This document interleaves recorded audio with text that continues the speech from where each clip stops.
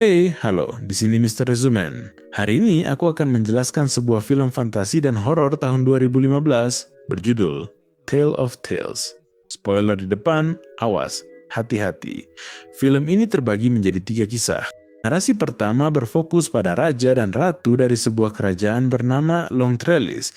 Pada awalnya tampak bahwa pasangan itu menjalani kehidupan yang bahagia, tetapi kemudian kita mengetahui bahwa sang ratu menderita penyakit langka yang tidak akan pernah memungkinkannya menjadi seorang ibu. Karena itu, sang ratu selalu merasa sedih. Lihat kondisi istrinya, sang raja memanggil dokter terbaik di kerajaan. Namun sayangnya tak ada yang mampu mendiagnosis penyakit misterius itu.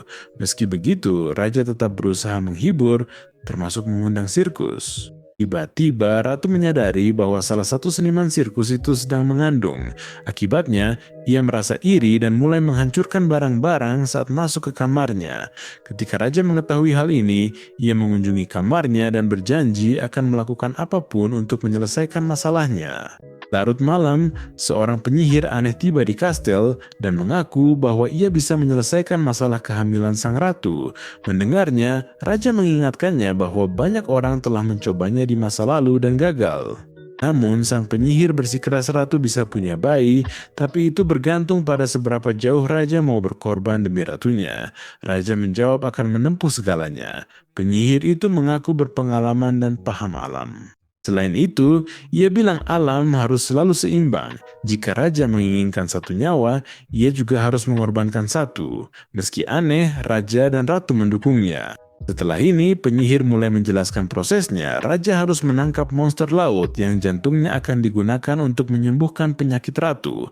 Lalu, seorang wanita miskin dan lajang akan menyiapkannya, dan itu akan dimakan oleh ratu. Dengan cara ini, penyihir memastikan bahwa ratu akan hamil. Mendengar ini, raja segera setuju untuk memburu monster laut itu dan mulai melakukan persiapan. Keesokan harinya, raja memulai misinya. Ia menemukan makhluk itu di salah satu sungai. Saat monster itu sedang tidur, raja masuk ke lautan untuk menyerangnya. Pada akhirnya ia berhasil membunuh binatang buas itu, tetapi ia terluka parah dalam pertarungan. Tak lama kemudian ia menyerah pada luka-lukanya, tetapi sebelum itu ia mengambil jantung makhluk tersebut. Ratu kemudian kembali ke kastel dan menutupi jantung itu dengan kain. Kemudian ia mengetahui bahwa seorang pelayan kastel masih lajang dan suci, karena itu ia ditugaskan untuk menyiapkan jantung tersebut. Saat memasaknya ia mengalami sensasi aneh dan tiba-tiba menjadi hamil. Tak lama kemudian ratu memakan jantung itu dan akhirnya ia pun hamil. Dalam adegan berikutnya, pelayan perempuan dan ratu melahirkan anak-anak mereka pada saat yang sama. Anak-anak itu tampak seumuran. Putra sang ratu bernama Elias, sementara putra sang pelayan bernama Jonas. Film kemudian melompat cepat 16 tahun dan anak-anak itu telah menjadi dewasa. Ratu menjalani kehidupan yang bahagia bersama putranya Elias karena ia merasa telah diberi kesempatan kedua dalam hidup. Namun kedua anak itu, yang lahir pada hari yang sama dan tampak seperti saudara kembar, bukanlah anak-anak biasa karena monster laut itu terwakili oleh warna putih rambut mereka. Mereka memiliki persahabatan yang kuat dan sangat dekat satu sama lain. Namun, ratu justru membenci persahabatan mereka. Ia memberitahu putranya bahwa sebagai pangeran ia tidak diizinkan berteman dengan putra pelayan Jonas. Meski begitu, Elias mengabaikan ibunya dan terus bertemu dengan Jonas. Belakangan kami juga tahu bahwa anak-anak itu mampu bernapas di bawah air dengan cara yang unik. Di adegan berikutnya, sang ratu mengancam pelayannya. Jika putranya menemui Elias, mereka akan diusir. Namun keduanya tampak santai dan sering bertemu. Suatu hari mereka melampaui batas saat Jonas memakai pakaian Elias dan menemui ratu. Sang ratu mengasingkan Jonas setelah mengetahui kebenarannya. Lalu Jonas menebang sebuah pohon dengan pisaunya dan air mulai mengalir dari sana. Ia berkata kepada Elias bahwa selama air itu tetap jernih, ia harus tahu bahwa dirinya masih hidup dan begitu air itu berubah merah, ia harus mengerti bahwa nyawa Jonas dalam bahaya. Setelah mengatakan itu, ia pergi menjauh. Elias rutin memeriksa air, berharap warnanya tak jadi merah. Suatu hari air memerah dan ia sadar ada yang salah. Demi menemukan Jonas, ia meninggalkan kerajaan diam-diam hingga akhirnya tiba di rumah Jonas. Ia mendapati Jonas telah menikah. Warga mengenalinya sebagai Jonas karena kemiripan wajah mereka. Ternyata, Jonas pergi ke hutan 5 hari lalu dan belum kembali. Elias kemudian pergi mencari Jonas sementara ratu semakin mengkhawatirkannya. Karena kehabisan pilihan, ia mendekati penyihir itu lagi. Tetapi penyihir itu menanyakan hal yang sama seperti sebelumnya. Jika ia ingin putranya kembali, maka ia harus melakukan pengorbanan nyawa. Ratu segera menerima tawaran itu. Di tempat lain, Jonas terlihat terluka di dalam sebuah gua.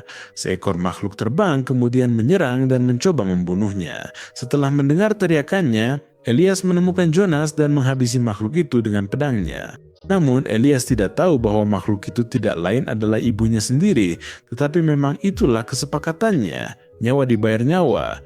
Dalam adegan terakhir dari narasi pertama, Elias naik ke takhta kerajaan, dan kisah itu berakhir. Setelah itu, kita diperlihatkan narasi kedua. Raja dan dua wanita tua, Emma dan Dora, adalah pusat dari narasi ini. Raja adalah sosok yang sangat penuh nafsu, yang terus-menerus dikelilingi oleh perempuan, minum banyak sepanjang waktu, dan masih belum menemukan ratunya.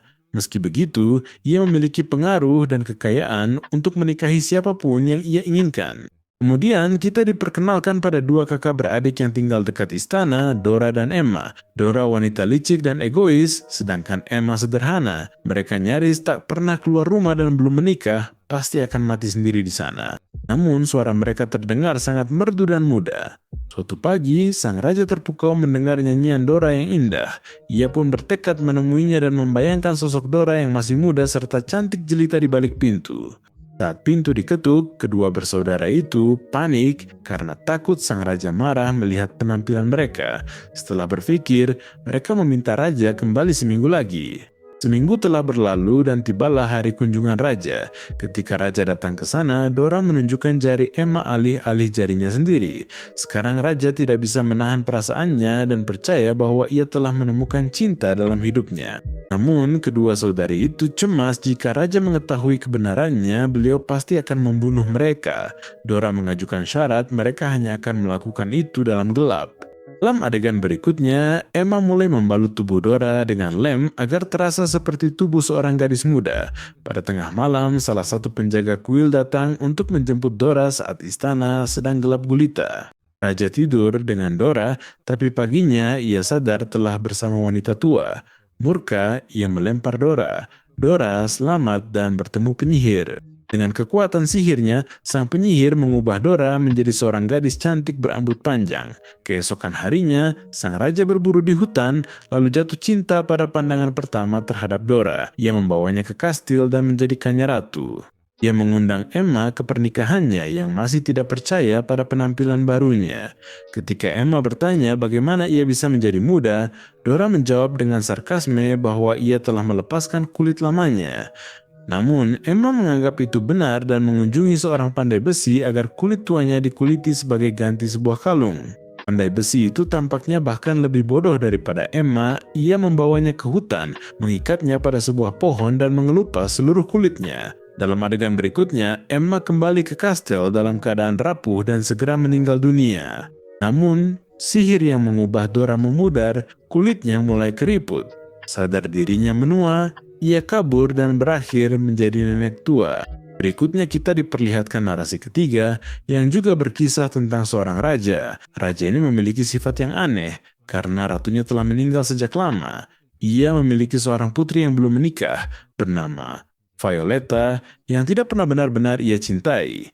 Suatu hari raja melihat serangga parasit di tangannya dan membiarkannya mengisap darah. Kemudian raja aneh itu menyimpannya dalam kotak kaca, memberinya makan tiap hari sampai sangat besar. Di sisi lain, Violeta yang telah tumbuh menjadi gadis cantik selalu memimpikan seorang pangeran. Namun, raja yang tidak bertanggung jawab itu tidak bisa memedulikannya karena ia selalu sibuk dengan hewan peliharaan parasitnya.